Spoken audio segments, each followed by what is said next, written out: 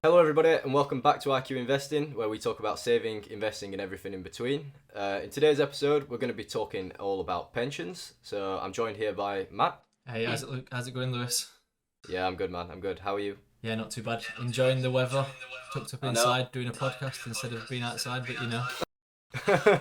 I know we've had 3 brief days of sun, but I think we're doomed for next week. Snow next week. yeah, I've sort of set myself up this bank holiday to just be painted inside rather than having to go outside. So that'll suit me.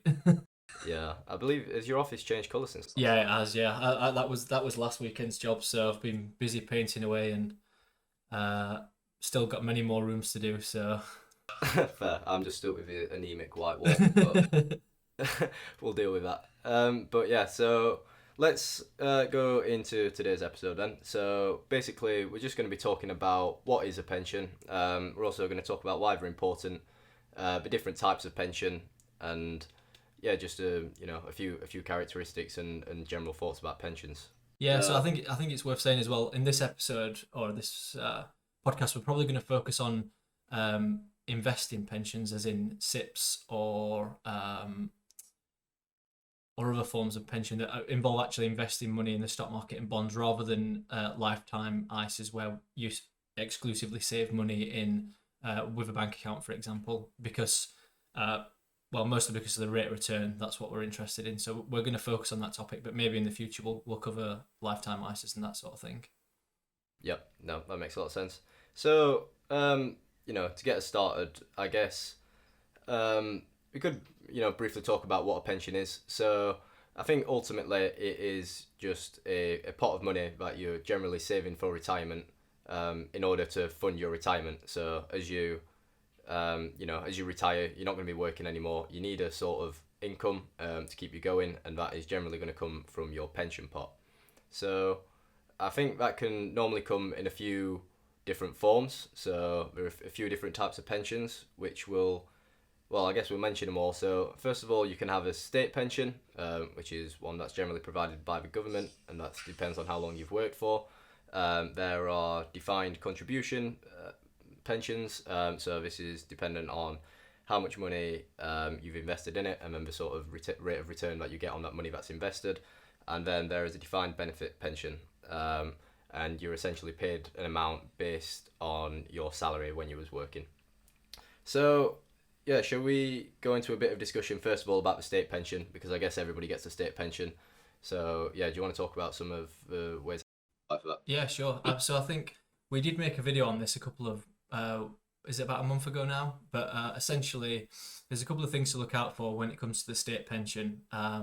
First of them is the retirement age. So that's the age that you're allowed to apply for your state pension. It comes at around age 68 for both men and women. There used to be a difference between men and women in that case, but they've recently brought that together. And what that essentially means is you've got to wait until you reach the age of 68 until you can apply for your state pension. In the future, that's likely to keep increasing as life expectancies continue to increase. So by the time that me and Lewis are at that age, it probably won't be 68 anymore. It might be slightly higher, but we don't know that just yet.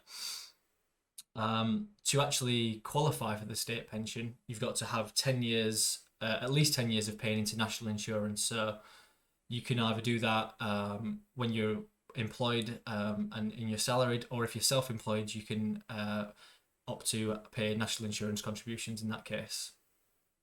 And every year, the state pension typically goes up. It's called a triple lock, so it's either tied to the rate of inflation, the rate of wage growth, or I forgot the last one. I think it's something like a baseline of 2%.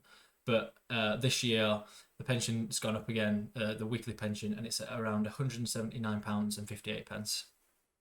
Yep. Yeah. So I think one important thing to mention about the state pension age. So of course, this is the actual age that when you reach, this is when you'll start to receive the payments of, well, if you've got the maximum amount of £179.58. I think it's quite often that you hear people almost brand this as the retirement age. So, you'll hear people, complain that the state pension age is increasing. Like I say, it'll likely be in the 70s when we reach that age. So people sort of make the claim, oh, like, I'll never retire. Yeah. But I guess, generally that's why we're talking about pensions today, because I think it's quite a misconception that that is the only and I guess main source of pension. Because hopefully, if you've been saving and if you've been working and you've been saving into a pension pot, then your own pension pot will probably be quite large compared to the amount that you would get from state pension. Although you'll be getting £179 a week, which I think works out to be around £8,000 or £9,000 a year. In the grand scheme of things, it might not actually, it's not enough to get you by. Essentially, you are going to need other types of pension, and that's generally why they're so important. So speaking of auto-enrolling, I'm not sure of the year when they actually started it, but the government did make it so that every time I think you switch employer, if you earn over a certain income, after 3 months you're automatically enrolled onto their pension scheme.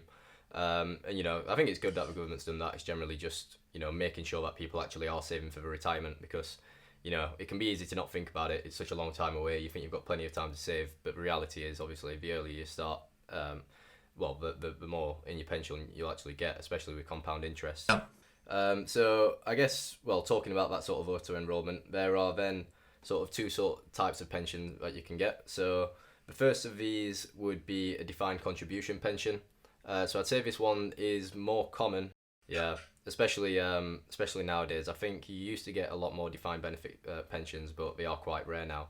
But essentially, for your salary, you'll get an amount deducted that you'll be paying towards your pension. And if you are, working for a company, they often match that. I think it's up to like a minimum of 3% that is matched? I don't think there's any minimum. I think it just depends on the company, but it just sort of the better defined contribution schemes do tend to have an employee match. So for every I don't know, if you put 7% of your salary away into your pension, then the employer will match 3%.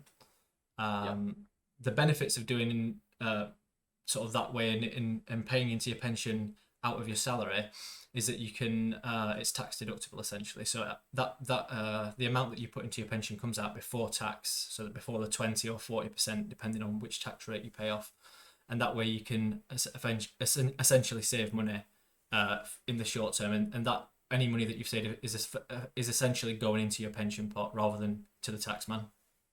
Yeah, absolutely.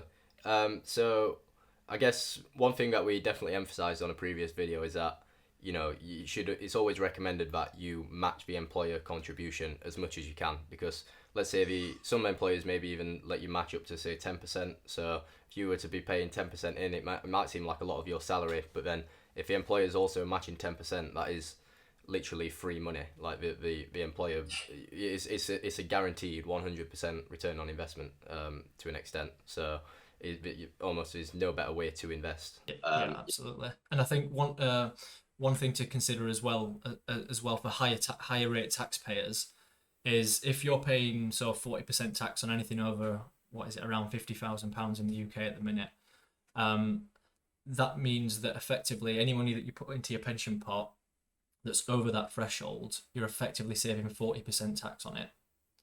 And then when you get to the stage of retirement, the likelihood is that your income will have reduced by that time. You probably won't be a higher rate taxpayer when you're in retirement. So your pension, when you draw it down, is still taxed, but it'll be taxed at the lower 20% rate. Yeah. So you're effectively getting a 20% saving in tax, which is a really clever way to get around it. Yeah. So it's just the idea of delaying when you're paying the tax, essentially. Yeah.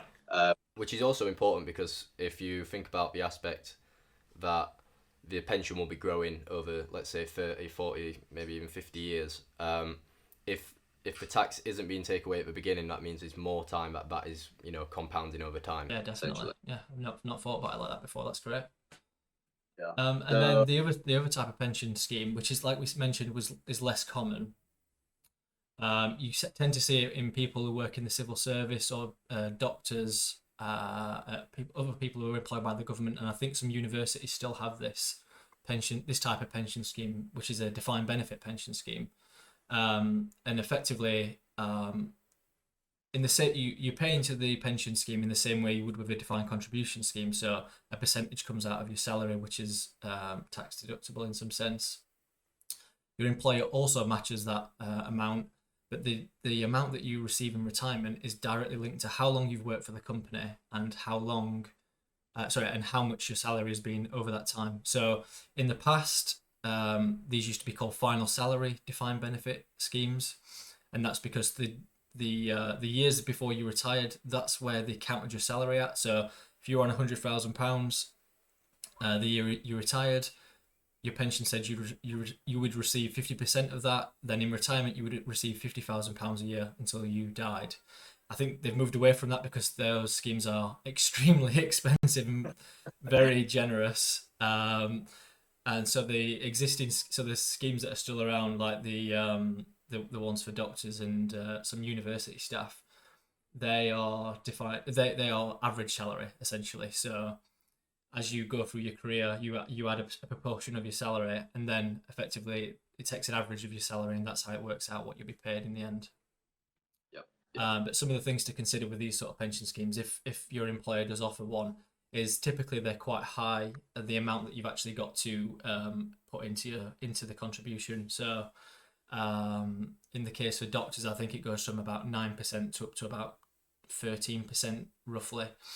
And there's no sort of negotiating how much you put into it. You've got to put that into the scheme. So it's worth considering. Not everyone can match that. But obviously the benefit is that your pension pot at the end has not. You're not effectively left with a pot of money at the end because the scheme guarantees you income. So in retirement, if there's a drop or a market crash, then effectively it doesn't particularly matter too much because you've been guaranteed that set amount of income. Of course, if the company that you're employed with goes under and they're guaranteed a pension, then things get a little bit more tricky, and at that point it goes to the pensions authority. But let's not talk about that. That would be a very dark time. Yeah. So so I guess it's important to mention. So generally, if you've got a defined contribution pension, it's run by a sort of pension company. So a few of these that I can think off the top of my head would be, say, Scottish Widows, Legal and General. Do Aviva do pensions? So yeah. Possibly, yeah, but other providers are available. And then for defined benefit, as you mentioned, it is sort of the company that is providing. It tends to be run by the firm, or they have a sort of a subsidiary that runs the pension. So in the case of university staff, for example, their pensions are run by a scheme called USS. So it's not directly linked to the it's not directly from the university, but it's tied into the university. Right. So I guess one aspect that we've not talked about is the idea of wanting to withdraw from your pension pot. So your pensions are only accessible, I think, is it from a minimum age 55? Age 55, yeah, all right, yeah. So essentially, so that is the age that you can start to draw down from your pension. If you did want to start drawing down from it earlier, it would generally be an absolute last resort because of the fact that you are charged a fee. So I think there's a sort of minimum of 25%. So as in what you can take out of your pension at 55? So before 55, like the fee that you can be charged to I'm withdraw. not sure actually what that is, yeah.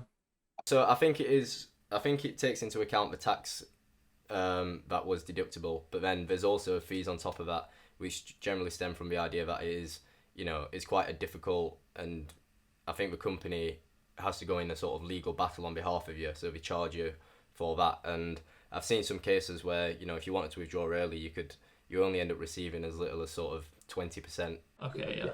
So it's really not worth it then. So it's really not worth it. So I mean, if there was some, it'd have to be some catastrophic incident, I guess. But it's an absolute last resort. But in a sense, that is a good way. It is a good thing because it's going to keep people from touching their investments, and it lets them sort of keep it in there over time so that we can grow to be the most.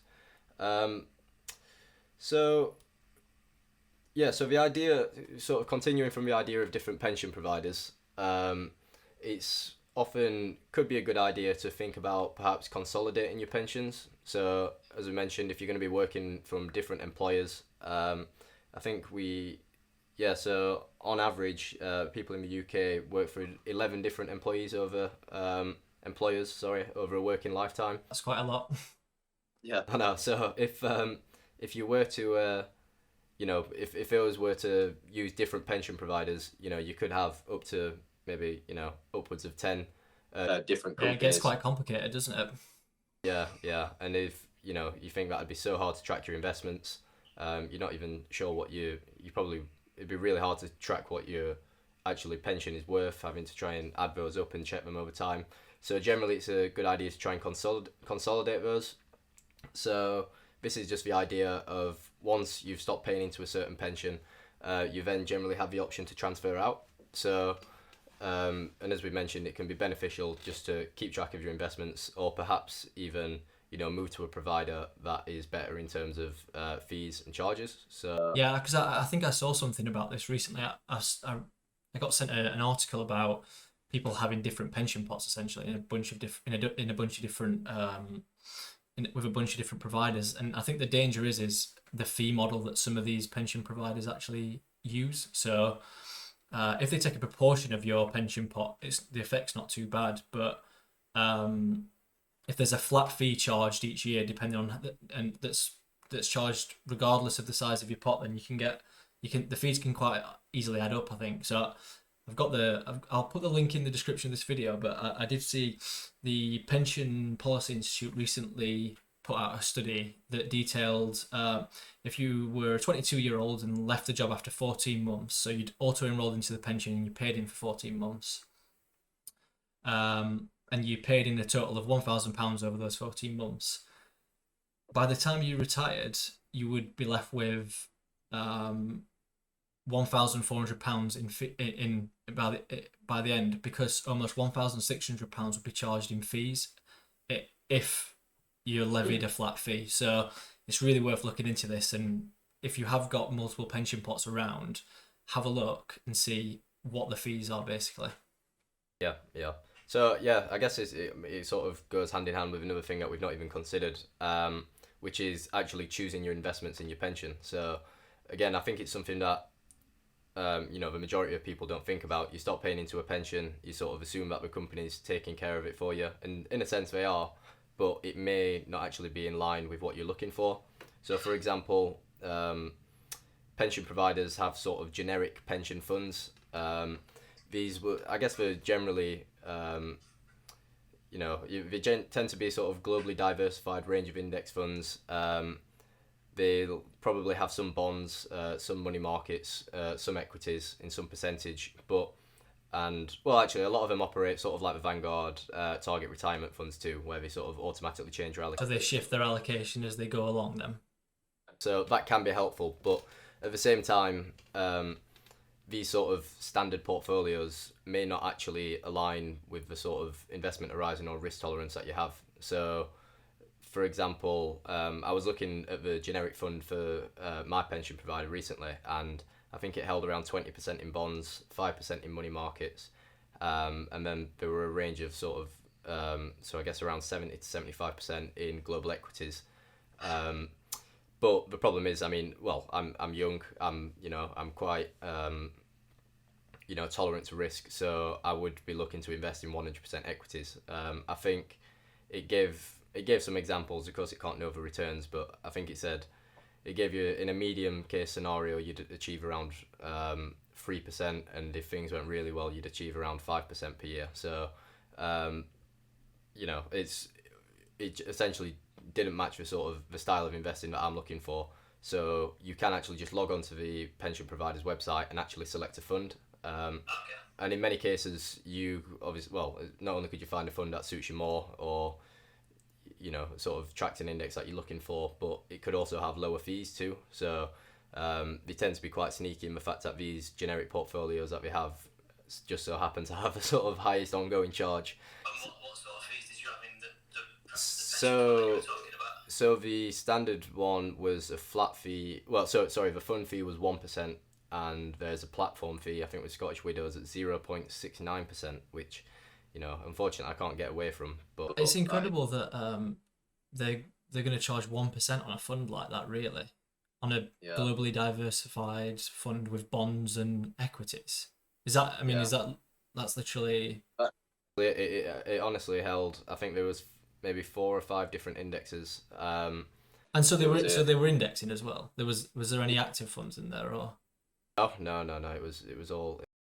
I know. So there was a US equities fund. There may have been an emerging markets fund, a Japan equity fund, yeah, a money markets fund, and then a couple of, I think it was a global bond fund, a UK fund as well.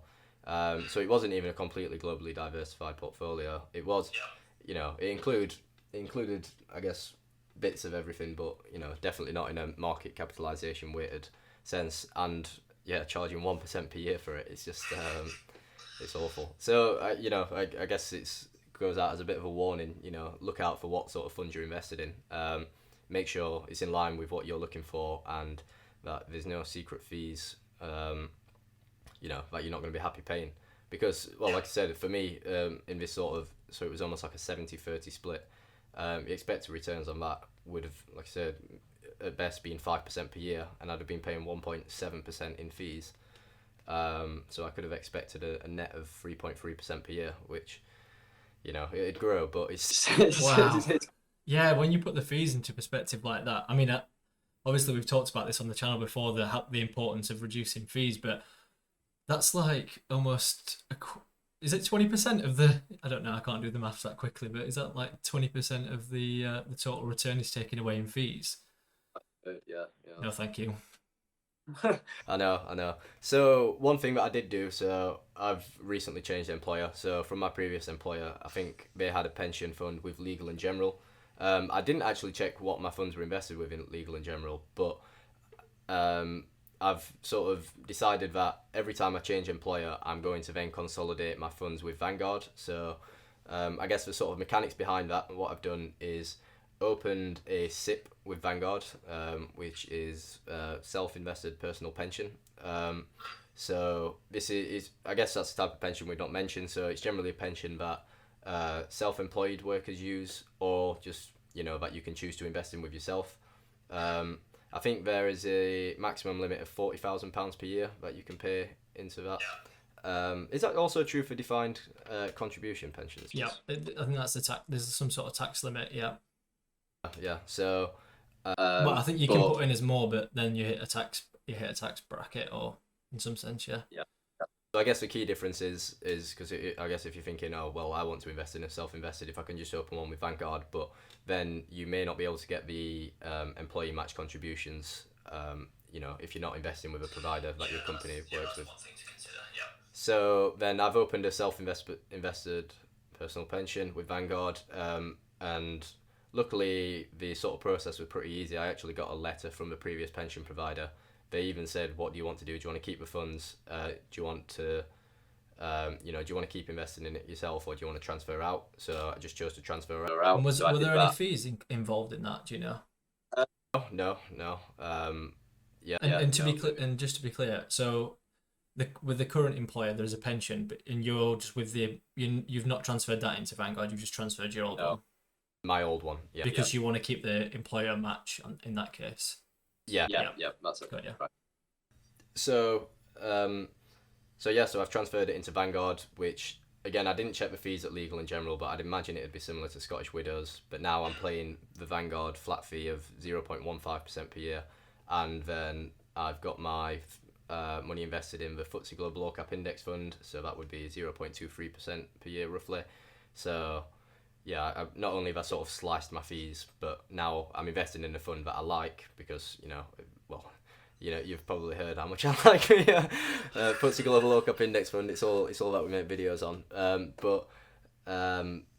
So now, all my pensions are going to be in one place. So I think the idea is every time I do happen to move employer that does a defined contribution pension, I will transfer whatever money I've accumulated in there to the Vanguard one and just keep it all in one place. It'll be easy to track, probably got the least fees, and as I said, a fund that I actually like. That seems really sensible. I didn't realise you'd done that, actually. That's really interesting. Yeah. So I guess if we could I guess moving towards the sort of end of the pension, looking towards drawdown. So there are a few sort of general rules that people tend to follow. So one rule that you hear a lot is the sort of 4% rule. Sorry, before you get into this as well, this is, of course, relating to if you just keep your pension pot as it is, as in you have your basket of equities and bonds, and you don't try to transfer them into an annuity or anything like that. So it is worth saying. I'm by no means an expert on this, and I don't think you are either, Lewis. But one of the options when you get to retirement or to the end of the pension, when you're ready to start drawing down, is to transfer your pension pot into an annuity. And what you're effectively doing is passing over your equities and bonds to usually an insurance company, and then they say, right, depending on your life expectancy, your lifestyle, and the amount you've saved and invested, we'll then pay you a set amount per year, and it can be linked to inflation or not. Typically, if it's linked to inflation, the amount's lower because obviously they're expecting to have to pay you more. But in this case, we're going to probably talk about just if you keep a pension pot as it is, basically. Yeah. I guess just to continue on annuities a bit. So, I guess, it's not what we're focusing on, but it could be worth considering just because of the sort of security of fixed income, like you said, that it provides. So, if you are going to be investing in stocks or even bonds, it's not necessarily guaranteed, but when you buy an annuity, you have guaranteed income, essentially for the rest of your life. The only problem is, and the reason why I don't think they're very attractive at the minute is because they tend to be linked to the base interest rate, like that's set by the Bank of England or the Fed or whatever. And obviously, as we all know, that they're at all-time lows. So the insurance company doesn't really particularly want to take on. Well, they would like to take on more money, but they're not going to get a tremendous return from it. So they're not willing to give you a tremendous return for your portfolio. Yep. So. This might change, obviously, if inflation if interest rates go up, but we'll have to see. Yeah. They tend to, so like I say, depending on your age, they tend to make sense essentially the longer you live because you're getting a fixed income for literally as long as you live. So if you're lucky enough to live past, say, the average life expectancy, then you probably more than made your money back with an annuity. Yeah, but if you were unfortunate enough to pass away before, then it may not necessarily turn out to be the best option. I know that a lot of people sort of find it hard, even if they think they want to do an annuity. It turns out when we get to the sort of last stage, and then you essentially have to sign the document where you're going to be paying out. It could be a large sum. You could be paying hundreds of thousands even, depending on the sort of fixed income that you're looking for, to then sign that check and give that away to an insurance company. Can definitely be difficult. Well, it's your life savings, isn't it? Really, I suppose. Yeah. Actually, and just handing it over to an insurance company who, probably don't trust. But yeah. So anyway, so let's say if you choose not to have an annuity, you stick with your normal pension, whether that's consolidated in one pot or not. Then there is the sort of idea of how do you draw down from your pension. So the sort of factors that you need to consider is how much you're actually wanting to live off. So I guess you have to set yourself a certain income. So that's going to be dependent on your lifestyle, maybe the sort of lifestyle that you want to live, or even possibly the sort of legacy that you want to leave behind. Whether you want to ensure that you have plenty of money left to hand down to family or donate to charity. And then there's also the sort of aspect of actually keeping that money sustained. So the last thing you'd want is to have all of your life savings and then blow it sort of within the first 10 years of retirement. So it definitely takes some careful planning. I think there was a study, and I believe it's by a William Bengham, which essentially said that the safe withdrawal rate for a 30-year horizon would be 4%. So this is generally branded as a 4% rule. So I think this was modelled in the sort of the 30 worst years that the US market had their returns.